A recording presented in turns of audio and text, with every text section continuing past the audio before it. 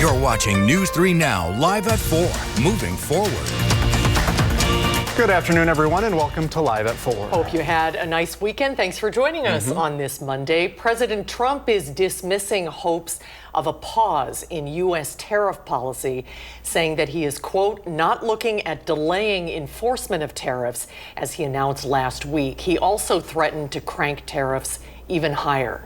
With China, as you know, against my statement, they put a 34% tariff on above what their ridiculous tariffs were already. And I said, if that tariff isn't removed by tomorrow at 12 o'clock, we're putting a 50% tariff on above the tariffs that we put on. The announcement had a ripple effect today on Wall Street. Stocks closed mixed at the close after another volatile trading day. The Dow ended the day down 349 points. The Nasdaq gained 15, and the S&P 500 lost 12. And people in Madison are paying attention to all of this. Our Kyle Pozorski spoke with some of them today about these volatile times. The people I spoke with here on Madison's Capitol Square say they are concerned about what's happening in New York on Wall Street in response to President Trump's tariffs he imposed over the weekend. Bill from Sun Prairie tells me the international turmoil from President Trump's new tariffs is unimaginable. I feel like it's completely out of our control, and I can't see it really changing anytime soon unless there's some changes in Washington, D.C. Others saying the impact is already being felt immediately following the tariffs going into effect. It affects consumer confidence. It affects businesses who don't know how to invest.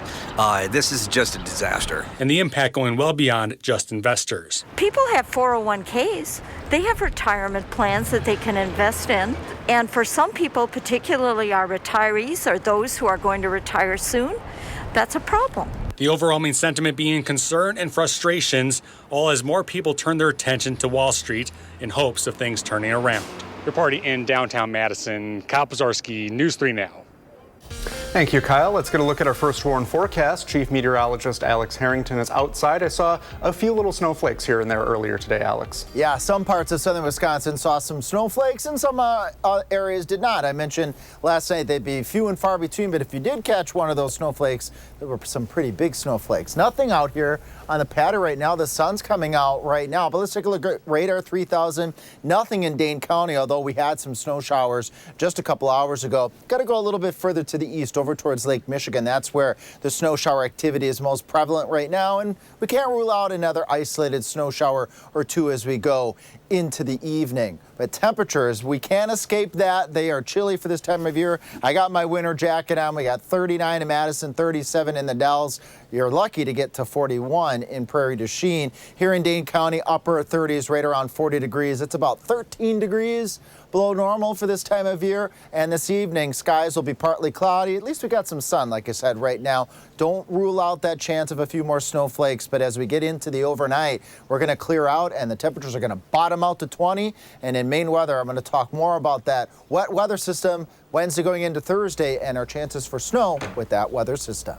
All right, Alex, thank you. The worry about tariffs has reached the video game industry. One game manufacturer is delaying when you can order their newest console, citing the potential impact from tariffs. Our Jalen Banks caught up with a local video game store on how tariffs may impact that industry. Video games are a pastime that many people enjoy, but due to tariffs set in place by the Trump administration, many people's favorite hobby may get even more expensive. The video game industry is extremely lucrative. According to Forbes, the video game industry made over $180 billion worldwide in 2022, which is 7 times more than the music industry and movie industry made that same year. And people who enjoy this popular hobby may be seeing an increase in prices. Major video game manufacturer Nintendo announced that due to recent tariffs set in place by the Trump administration, they will delay the pre-order date for their newest console. And speaking to one local video game store, this may very well impact their business. As far as it affects our business, it's a double-edged sword. People will get more and more into the retro stuff and want to buy more of the older games, but it also means that people will be hanging on to their older collection and not want to give it up nearly as much. Tonight at 5, I'll have more on ways you can make your gaming experience cheaper for the time being. For now, reporting in Madison, Jalen Banks, News 3 Now. Thank you, Jalen. Nintendo says the launch date for its Nintendo Switch 2 console is still set for June 5th. The Rock County Sheriff's Department is investigating a death in Evansville yesterday morning. First responders arrived on South Madison Avenue just after 9 for a report of a person who had been shot. They took the victim to the hospital where they died. Evansville police asked the sheriff's office to lead the investigation. The office says there is no threat to the community. Wisconsin is experiencing a shortage in healthcare workers, and this is at a time where there is a growing demand for care. Our Merrill Hubbard breaks down the state of this shortage. We are still seeing the aftermath of COVID, which left healthcare agencies across the nation with high turnover and vacancy rates in employment. Now, the Wisconsin workforce is seeing an upward turn with a rise in employment starting in 2023. But it's not enough to meet a growing demand for care as the baby boom generation continues to retire. Wisconsinites over 65 years old make up about 20% of the state population, but account for about 40% of the state's hospital and clinic visits. UW Health has about 19,000 employees, including physicians in Wisconsin, and a turnover rate of 13%. In order to keep their workforce growing, as much as it's about recruitment, it's also about retention. So we talked a little bit about, the burnout trends and everything that we're seeing in the stress on the workforce earlier. It's absolutely also monitoring turnover and how are we retaining and how are we working to keep the staff that we have and really listening to their needs. Jenna Trepanier, Director of Workforce Strategies at UW Health, explains that they also offer apprenticeship programs and that UW Health currently employs more than 350 apprentices to combat healthcare shortages. Reporting in Madison, Merrill Hubbard, News 3 Now. Thank you, Merrill. Next on Live at 4, Israel's prime minister was in the Oval Office today. How his country is going to respond to President Trump's tariffs.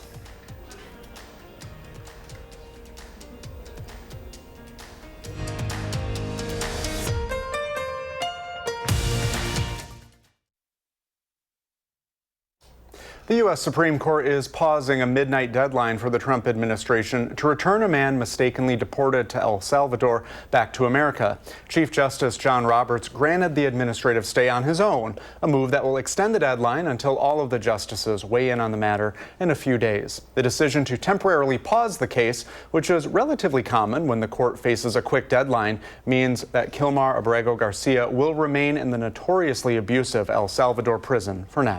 The president met with Israeli Prime Minister Benjamin Netanyahu today. The White House says it marked the first in-person meeting with a foreign country trying to negotiate with the president on the tariffs he announced last week, in which the U.S. imposed a 17% tariff on Israel. In a post-meeting press conference, Netanyahu took the opportunity to say his country would be getting rid of trade barriers. I said to the president a very simple thing. We will eliminate the trade deficit with the United States. Netanyahu also said he's working with the U.S. on another deal to secure the release of additional hostages in Gaza. The president has also reiterated his desire to take control of the region, calling it important real estate. The Israeli military continues to strike the enclave. Earlier today, airstrikes hit one region, leaving behind this wreckage. Elsewhere in the area, an Israeli strike hit a media tent outside of a hospital, killing a local reporter. Medics say 6 other journalists got hurt. The Israeli military says the strike targeted a Hamas militant posing as a journalist. The Department of Health and Human Services is working with Texas health officials to fight the measles outbreak after the state reported another child died from the highly contagious disease. The child who died was an 8-year-old girl from the rural West Texas Mennonite community. HHS Secretary Robert F. Kennedy Jr., a longtime vaccine skeptic, attended her funeral yesterday. And in a dramatic shift, Kennedy expressed explicit support for the measles vaccine, saying it is the most effective way to prevent the spread. The secretary is one of the leading proponents of the myth that these vaccines cause autism. And so for him to be acknowledging that one of the most important tools we have to curb this outbreak is vaccination is really important here. Right now, there are 642 confirmed cases of measles across 22 states, 499 of them are in Texas. Well, April is Parkinson's Awareness Month. The disease is the second most common neurodegenerative disorder in the U.S., and more than 90,000 people here have it. Early signs of the disease are often subtle. Symptoms include slight tremors or shakiness, sometimes in the thumb, index finger, or chin. Other warning signs are stiffness, difficulty with movement, having a hard time starting to walk, softer speech, and fewer or no facial expressions. Someone's writing could start looking smaller even, and they could develop a sleep disorder. Where patients will start acting out their dreams and they'll start to get very, very physical in their dreams. If we can catch it early, we can treat it early. If you notice any of those signs in yourself or in a loved one, talk with a doctor. Right now, there is no cure for Parkinson's, but doctors say aerobic exercise could slow down the onset of symptoms. A U.S. District Court judge has delayed a final ruling on a crucial settlement of antitrust cases against the NCAA over the compensation of athletes. Judge Claudia Wilkins said she would not rule from the bench today and would hear more testimony. The NCAA has agreed to pay $2.8 billion in damages over 10 years and to start sharing revenue with athletes this summer. But there are objections to the ruling that the judge wants to hear. She's expected to make a ruling in the next 2 weeks. Boeing has settled lawsuits with the families of 2 victims killed in the crash of an Ethiopian Airlines 737 MAX. A settlement was reached on Sunday, on the eve of a civil trial. Jury selection was set to start this morning in Chicago. Antoine Lewis and Darcy Bellinger were among the 157 people killed when the Ethiopian Airlines flight slammed into the ground after takeoff from an airport in Ethiopia. A similar crash in 2018 involved a Lion Air 737 MAX. More civil trials for other family members are scheduled. At least 19 people are dead after days of rain across the South and Midwest. Crews are working to fight the flooding in hard-hit areas in Arkansas, Tennessee, and Kentucky. The rain is subsiding for some communities today, but for others, the danger is rising. In Kentucky, the river crested in Frankfort just shy of the city's prospective flood walls. Those walls have held, but the governor of Kentucky, Andy Beshear, says his state is not out of the woods yet. It's going to take days for the river flooding to recede, and we need to make sure people aren't driving through high water, that people are staying with relatives if they live in a dangerous place. Right now, there is an evacuation order in Kentucky's Carroll County where officials say a miscommunication led to the opening of 10 gates at Dick's Dam along the Kentucky River. That will cause water to rise, and local leaders are telling people to treat the situation like it's a life-threatening emergency. And Alex is back with a closer look at those rain totals and our first warn forecast. Alex? Yeah, even here in Wisconsin, we can look at the weather anywhere in the world. Just look at these rainfall totals. Arkansas, Tennessee, Kentucky. Nearly 14 inches in Arkansas, nearly 13 inches in Tennessee, and an incredible 17-inch estimate in Kentucky. I've not seen rainfall totals like this. And look how widespread it is across much of the country. Thank goodness that's not here, but the First Run Weather Team are thinking of those folks. We've got cold stuff on the way. Low temperatures around 20. Tracking a weather system Wednesday going into Thursday. That could bring a rain-snow mix, and I do promise you still some of that mild stuff by the time we get to the weekend. Radar 3000. We had snow showers out there earlier. If you got into one of those snow showers, it briefly would come down heavy and be a bit on the breezy side. Now those snow showers are scooting off way off to the east over Lake Michigan. We can't rule out another snow shower or two tonight, but here's the main part of our weather story. Watch what happens to the clouds. Here we go as we head towards 4, 5, 6 o'clock in the morning. Clouds are gone as we track the winds, which have been gusty today, and we see those winds ease on down to calm. That's the recipe for 19 to 20 degree temperatures. Calm winds, clear skies allows the heat to go out to space. This is about 13 degrees below normal. Highs tomorrow are going to be a good 10 to 15 degrees below normal in the 40s, but silver lining. because I'm an optimist. At least we'll have some sunshine out there. Then that weather system Wednesday going into Thursday brings us a good chance for showers mixed in with a little bit of that wet snow. Here's how that pans out. Right around noon, rain showers breaking out in the Madison area as we head towards 6 o'clock in the evening, getting cool enough to have some of that rain mix in with some of that wet snow. Mix of rain and wet snow overnight going on into Thursday morning, and then just a chance of a shower or two as that weather system exits as we go on into Thursday. Overall amounts in terms of snowfall, slushy snow accumulations, I want to emphasize with that weather system, and I'll show you those in my next weather segment coming up a little bit later in the show some of those estimates. Again, we're in the 30s right now, upper 30s, 39 in Madison here in Dane County. We've got temperatures ranging from 41 in Middleton to 37 to the southeast in Stoughton. And planning our evening, we're down to 33 by the time we get to 8 o'clock. Definitely a chilly one, not feeling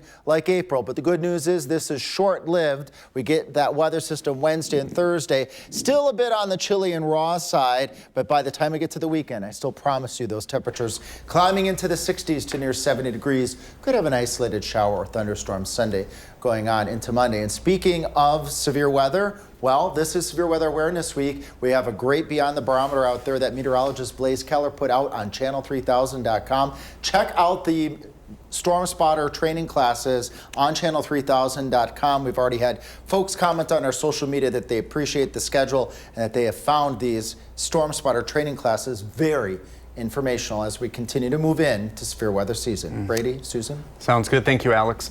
Well, coming up on Live at 4, economists warn the president's tariffs could hurt you, the consumers. What products you'll have to pay more for and when, we'll talk about that.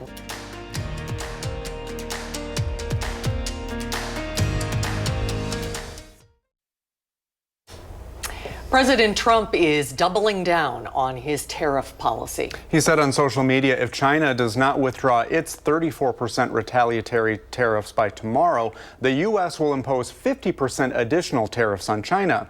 Joining us now to talk about what this all could mean, James Vanderloo from OEC Group Milwaukee. Thanks for being on with us today. Hi, James. Good to see you again.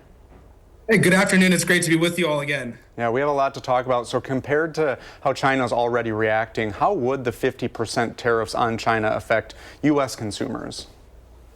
All of these tariffs that have come out, and remember at last count, and it changes almost every day, there's now basically 3 sets with this new mention of the 50% being the 4th set. And all of these tariffs will stack on top of each other, meaning that it can go from, a couple months ago starting at a 25% tariff to now you're above over 100% tariff for everything coming in, specifically from China. So if you think about that in a little bit of a number way, so let's say your commercial invoice is $100,000.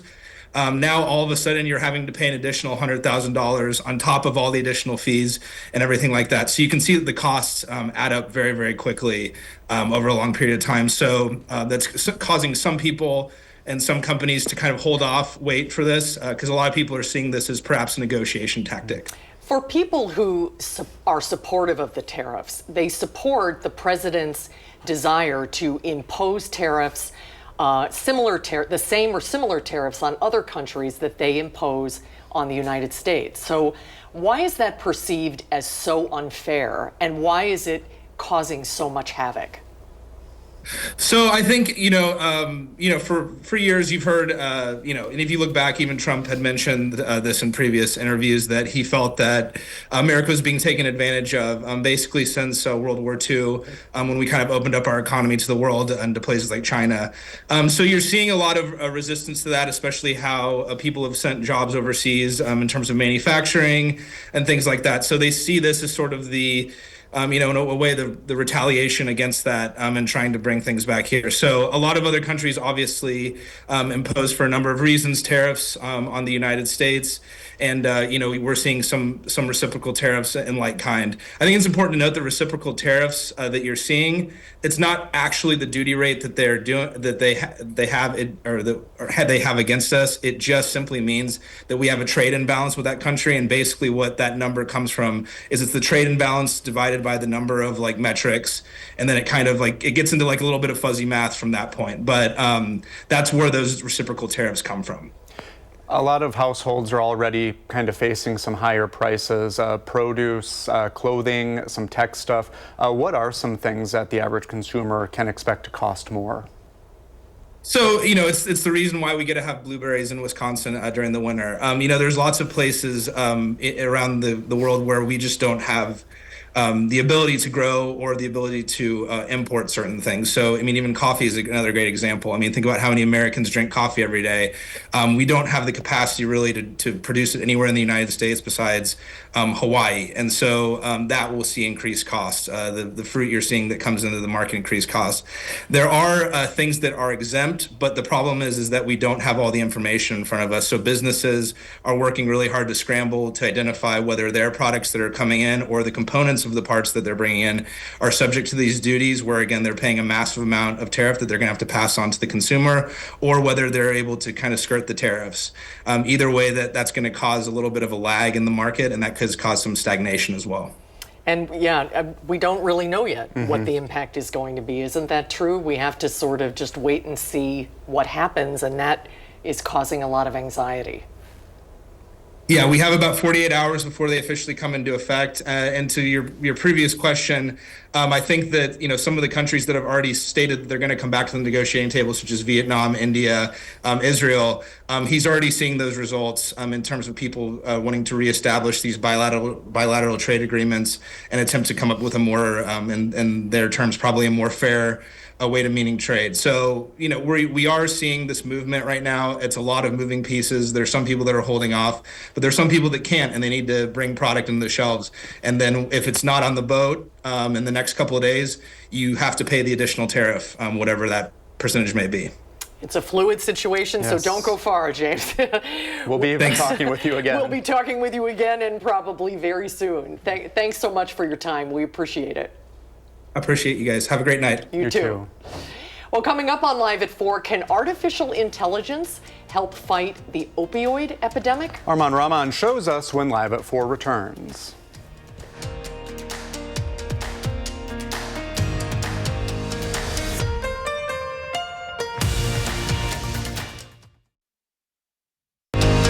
You're watching News 3 Now, Live at 4, moving forward. And there is a beautiful shot of one of our beautiful lakes out there. Not really lake weather, though, today. Oh, it was chilly today and a very cold night ahead. Alex is out on the patio, dug out your... Oh, now you have your jacket. Before you had your big winter coat on. Yeah, now I have my Channel 3 down jacket, so this is just as warm as the other jacket. And yes, we have some super cold temperatures for early April. Let's look at what we're up against for those tonight. 19 to the north in the Dells, 20 in Madison, 22 if you're lucky in Platteville when you're out in those open prairies. Sometimes those temperatures fall a little bit colder than what we have in the forecast. So yes, a cold night tonight. This is 13 degrees below normal. We had snow showers across many parts of southern Wisconsin today. Those snow showers have dissipated according to Radar 3000. Maybe a snow shower or two still out towards Lake Michigan, and we can't rule out yet another snow shower or two developing yet this evening as I look around here at our cloud situation, and I don't see anything really marked in terms of the snow showers. So we've got the cold that we are up against, and it is chilly out here. Normal highs are right around 53 degrees, and we're 39 in Madison, 40 in the Dells, 41 out to the west in Prairie du Chien, 41 in the west side of Dane County, 39 in the east side of Dane County. We're split right down the middle between 39 and 41, and as we plan our evening, we go through the 30s, then into the 20s, and we bottom out at 20 tonight. Coming up in Maine weather, I'll give you a projection on some slushy snow accumulations that are expected with the weather system Wednesday and Thursday. Back to you in the warmer studio. All right, Alex, thank you. President Trump is dismissing hopes of a pause in U.S. tariff policy. At a news conference from the Oval Office, the president said he's not looking at delaying enforcement of tariffs he announced last week. And he's also threatened to crank up tariffs, imposing additional 50% tariffs on China this Wednesday if the country doesn't withdraw its retaliatory tariffs by tomorrow. That was not the update that Wall Street was hoping to hear. U.S. stocks had a mixed end to another volatile trading day. The Dow fell for a third day, ending the day down 349 points. The Nasdaq gained 15 and the S&P 500 lost 12. Wisconsin Dells police are still looking for a missing boater. He has been missing since the boat that he was on flipped over in the Wisconsin River last Thursday night. Police have identified the boater they're looking for as 20-year-old Francesco Di Filippo of Chicago. He was one of 3 people on the boat when it flipped. One person was able to swim safely to shore. On Friday, the DNR said it located the body of a 75-year-old boater, WISC-TV of Chicago. And because of the current conditions on the river, police haven't been able to send divers or underwater drones to look for Francesco. Until water conditions change, police say they'll continue with shoreline searches in accessible areas. Police are warning other boaters against going on the water, saying you should be wary of the water conditions for the next few days and wear a life jacket. Well, here's a question. Could artificial intelligence be used to streamline care for those battling addiction? Researchers at UW say it can, and it could also mean fewer hospital visits for patients who need that care. Arman Rahman shows us how. Doctors and researchers at UW Health are hoping artificial intelligence can be a tool to make sure those struggling with opioid use disorder don't fall through the cracks. If that patient was at risk, they get a pop-up alert saying, hey, your patient may be at risk for an opioid disorder. Would you consider an addiction medicine consult? That alert comes after an AI algorithm screened data available in clinical notes, medical history, and other health records. Researchers like Dr. Majid Afshar designed it to identify features and patterns associated with opioid use disorder, which he says can often be overlooked in the busyness of the hospital environment. What this tool does is it not only identifies the patients that are most in need, but also then kind of nudges the clinician to think about withdrawal and taking care of if the patient encounters withdrawal during the hospitalization. And it brings addiction medicine specialists in. The study used data from more than 51,000 adult hospitalizations. The patients identified for addiction referrals by AI were 47% less likely to be readmitted to the hospital within 30 days. More than 727 completed addiction medicine consultations. But how are researchers making sure that patients can still advocate for themselves despite the machine's diagnosis? We'll have more on that tonight at 6. For now.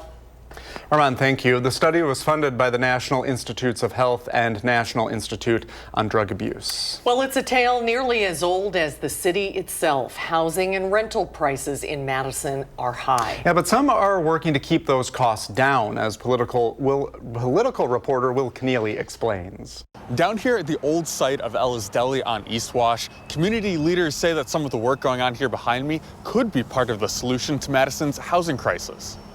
This apartment building was built in part with a housing tax credit program that allows developers to offer apartments at lower costs to renters. As lawmakers in the state capitol are putting together the next 2-year budget, developers here in Madison are urging those politicians to include more funding for programs like these.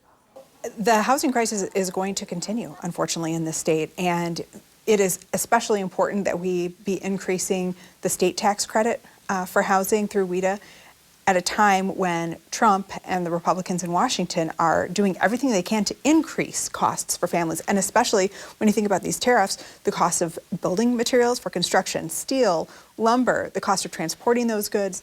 This is part of the impact these upcoming budget debates in the Capitol may have. Coming up at 6, we'll have more on what those impacts could mean for renters right here in Madison. Reporting on Madison's East Side, Will Keneally, News 3 Now. Thank you, Will. Brewers fans, mark your calendars for a special event this summer on August 24th. The Milwaukee Brewers will hold a public ceremony honoring the life of longtime broadcaster Bob Uecker before their game with the San Francisco Giants. Emmy-winning broadcaster Bob Costas, a longtime friend of Uecker's, will host the event. The ceremony will feature appearances by special guests as well as videos with rarely seen content from Uecker's life. All ticketed fans will receive a special pin honoring Uecker. That'll be a day to remember for sure. Coming up at 4, Will Loper reviews this weekend's box office hit. And whether the Minecraft movie is worth seeing next.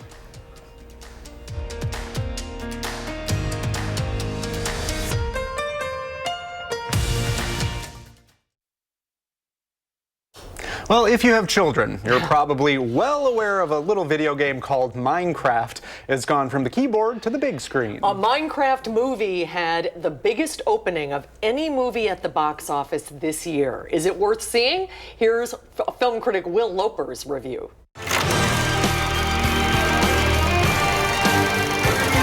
Hey, Brady and Susan. A Minecraft movie took a pickaxe and smashed through box office expectations, making $157 million in its opening weekend. That's the highest opening for 2025 so far, and the highest opening for a video game adaptation ever, beating out previous record holders Sonic the Hedgehog 2 at 72, Five Nights at Freddy's at 80, and the Super Mario Bros. Movie at 146. In the overworld, whoa, anything you can dream about, you can create.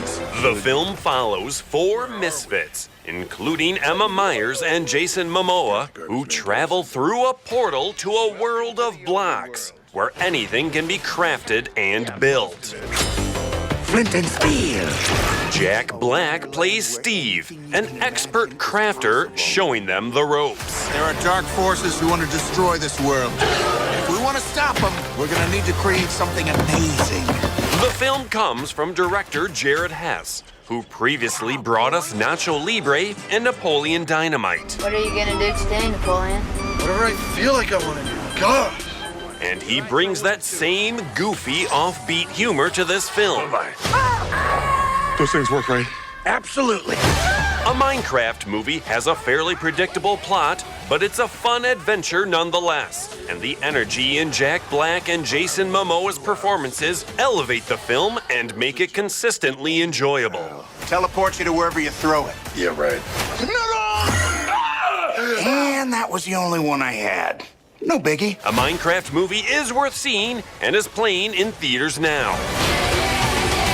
For Live at 4, I'm Will Loper. Let's do this.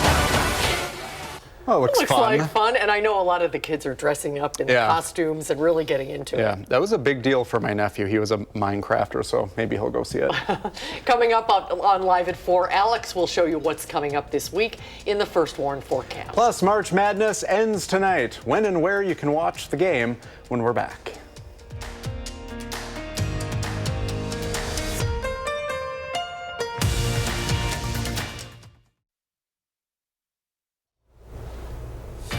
Well, there's a live look at San Antonio, Texas. If you're sick of our chilly weather, there you go. It's sunny there. It's 67 degrees. We'll catch up with them soon. Beautiful city. Have you ever been there? I haven't. Only Austin, so I'd like to go visit there. Yeah, right along the Riverwalk. It's a beautiful place. And the city will host the final game tonight of the men's NCAA basketball tournament. Florida and Houston will go head-to-head on Saturday. The Houston Cougars staged an incredible comeback in the final minutes to topple Duke, who many thought could have won it all. The Gators had their own comeback, beating rival Auburn after being down 9 early in the second half. CBS Sports contributor John Rothstein picked this final matchup correctly, and he's not changing his prediction now.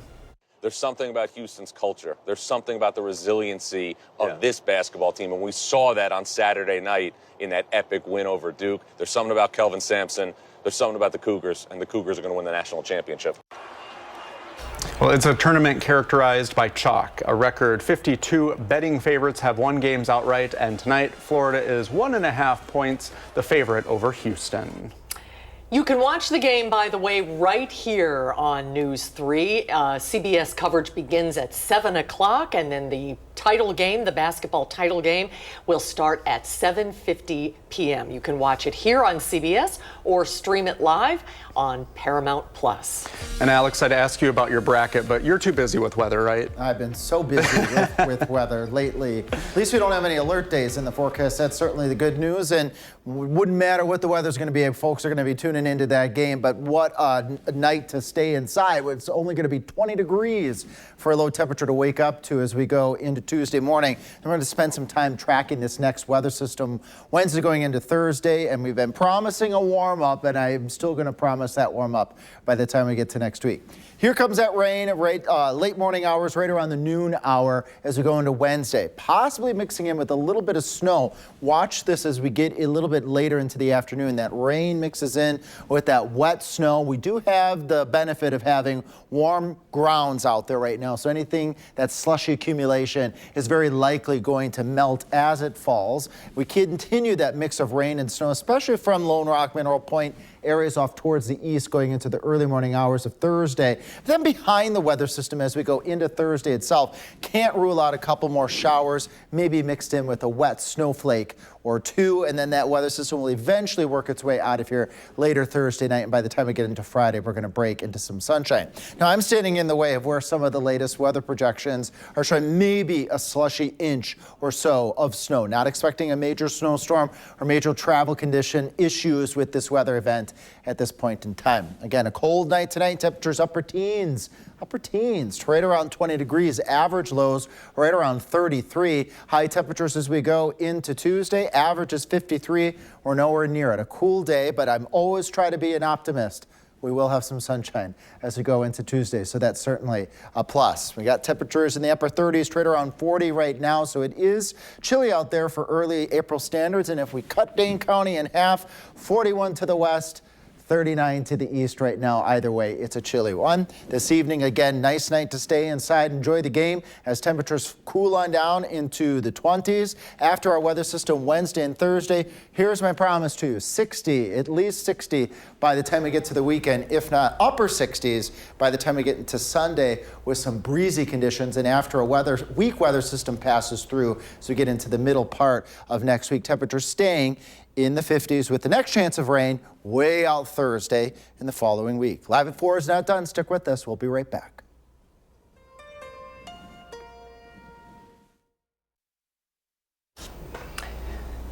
We have some breaking news this afternoon. UW-Madison says several of its current and former international students have had their visas terminated. As of this morning, 6 current students and 7 alumni on employment extension are affected. In a statement, UW says in part, a status termination generally means that an affected individual should depart the United States immediately. UW-Madison played no role in these terminations. We will continue to follow that story, but let's get a final check on the weather. Wow, it is cold outside. It is chilly. It's shock to the system. For early April, you'd expect temperatures in the 50s. Well, we're going to have a low temperature tonight in the upper teens to right around 20 degrees. You're going to want to tune in at 6. I'll let you know with this cold weather. We've had snow showers this morning. Are there any more snow showers out there across southern Wisconsin? We'll track that using Radar 3000, and I'll let you know just how warm the weather's going to get. Warm. It's coming back, I promise. Temperatures will be back up near 70 soon, and I'll let you know at 6 when that will be. That sounds good. Thank you, Alex. We're back after this.